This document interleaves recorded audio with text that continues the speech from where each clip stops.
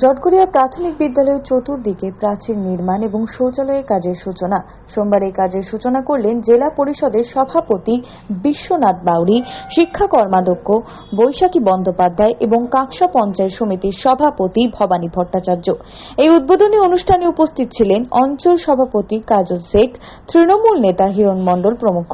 এদিন জেলা পরিষদের সভাপতি বিশ্বনাথ বাউরি বলেন, এই শৌচালয়টি করতে খরচ হবে প্রায় 14 লক্ষ টাকা এবং স্কুলের চতুর্দিকে প্রাচীর তৈরি করতে ব্যয় হবে বহু টাকা। তিনি জানান, আগামী দিনে আরো উন্নয়ন হবে এই জেলা স্কুলগুলিতে। আমাদের জেলায় কোন কোন স্কুল আছে, কোন কোন স্কুলের অবস্থা কেমন, কোনটা প্রায়োরিটি হিসেবে কোনটা করা যেতে পারে, একেবারে এখন নজর পড়ে এবং আমরা ফাইল তৈরি করেছি, সেভাবে মিটিং হয়, সেভাবে আমাদের রেজুলেশন হয়।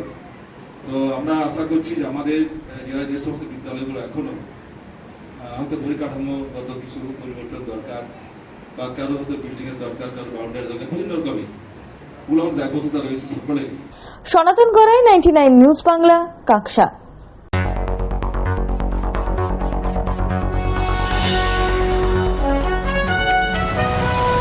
আপনারা দেখছেন 99 নিউজ বাংলা। বদলাবো আমরা।